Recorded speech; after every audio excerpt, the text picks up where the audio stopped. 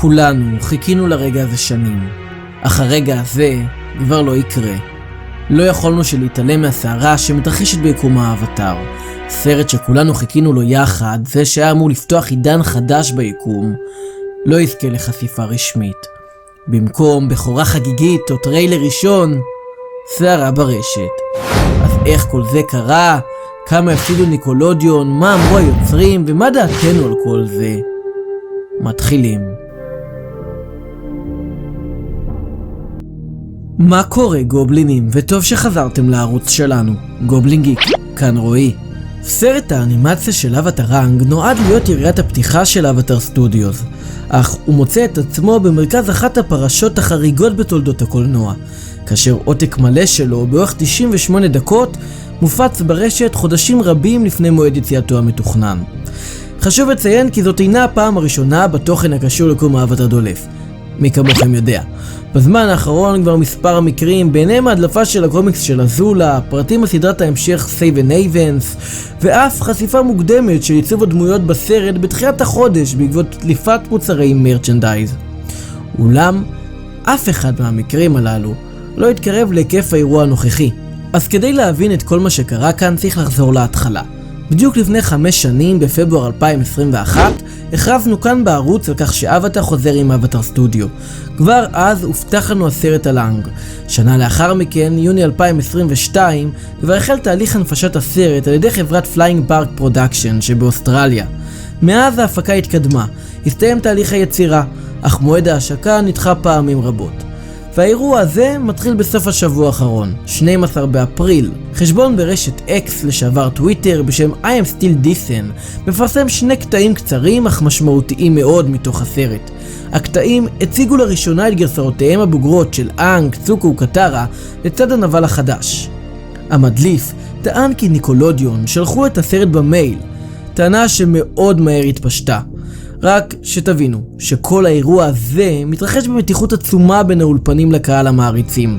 לאחר שפרמאונט החליטו לוותר על ההפצה הקולנועית ולהעביר את הסרט ישירות לשירות הסטרימינג שלה, פרמאונט פלוס. החלטה שמעריצים רבים זעמו עליה. אז המדליף מעלה הילוך ומאיים שאם האולפנים לא ישחררו טריילר רשמי בתוך ימים ספורים, הוא ישדר את הסרט המלא בשידור חי.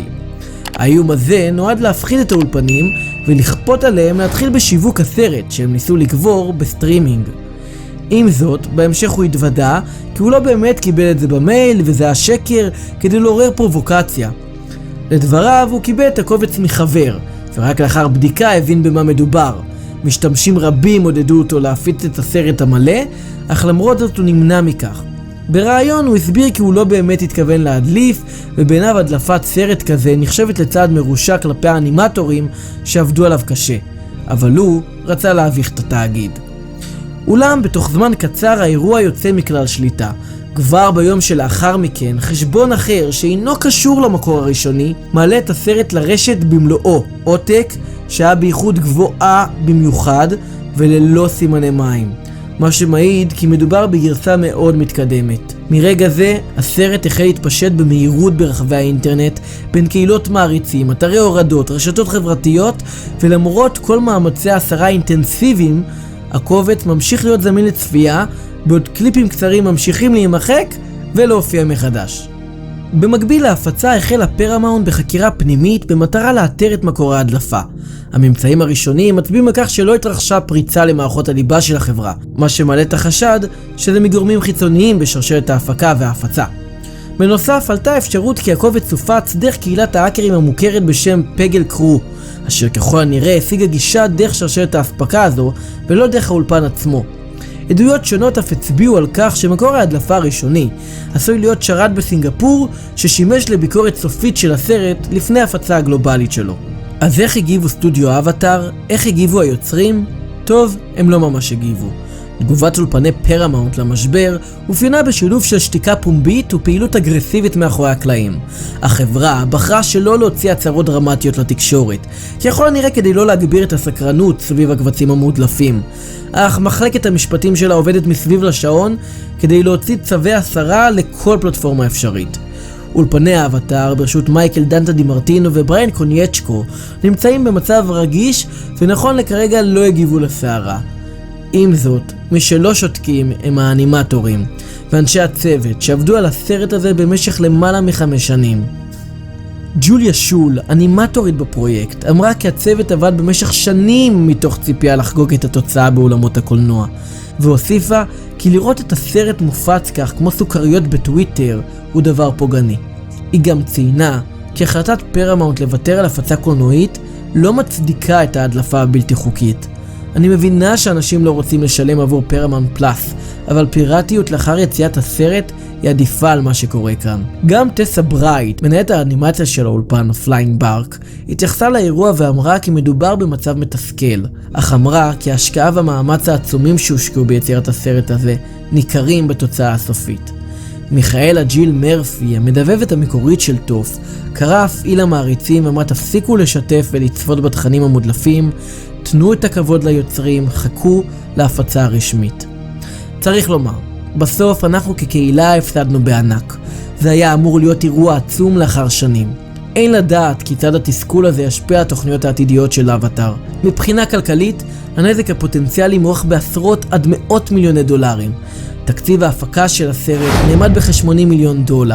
אך אנליסטים בשוק הקולנוע העריכו כאילו הסרט היה יוצא להפצה קולנועית, כפי שתוכנן במקור, הוא יכול להכניס בין 150 מיליון ל$400 מיליון ברחבי העולם אם לא יותר, ופרמאונט גם נפגעה גם בהזדמנות להשתמש בסרט הזה כמנוע לצמיחה של שירות הסטרימינג שלה. תראו, להימנע מצפייה בסרט בשלב הזה הוא כנראה צעד בלתי אפשרי. אנחנו מקווים שפרמאונט יקדימו את יציאת הסרט באופן מיידי, ואף יוסיפו וישנו קצת את העלילה כך שהנזק יצטמצם. בנוסף, אנחנו מקווים שהם ייתנו את הכבוד הראוי לסרט הזה, ויתנו לו את הבמה בקולנוע. כי בסטרימינג, התוצאה לא באמת הייתה כזו שונה, גם ללא הדלפה המוקדמת. בסופו של דבר, התחושה ברורה. הפסדנו כקהילה. זה היה אמור להיות רגע משותף, אירוע גדול אחרי שנים של ציפייה. במקום זה קיבלנו מציאות מבלבלת שאנחנו לא חשים איתה בטוב. מי שצפה בסרט מבין שמדובר בסרט שאם היה מגיע לאקרנים, כנראה שבכל מספר דקות היו צעקות התרגשות בקהל. הסרט הוא סרט טוב, ועונה לנו על מספר שאלות חשובות ביקום. וכמובן שיש לנו גם המון ביקורת, אבל אנחנו נמתין לרגע שהרגיש לנו נכון וראוי לשתף אתכם בה. אין לדעת כיצד האירוע ישפיע על העתיד של הסטודיו, או של היקום כולו. ובכל זאת, דבר אחד חשוב שנזכור. אם פרמאונט יחליטו שכן להשיק את הסרט לקולנוע, אנחנו די חייבים לתמוך בזה ולקנות כרטיסים. אז תגידו לי בתגובות מה אתם חושבים על ההדלפה. ראיתם את הסרט? הייתם רוצים שנרחיב על הנושא? אז בסדר גובלינים, אני הייתי רועי וזה היה הסרטון שלי להיום. מקווה שנהנתם, אם אהבתם תעשו לייק, ואם ממש אהבתם תעשו סאב. ואם אתם רוצים להתעדכן על כל סרטון חדש בערוץ, פשוט תלחצו לפעמון. אנחנו נתראה בסרטון הבא.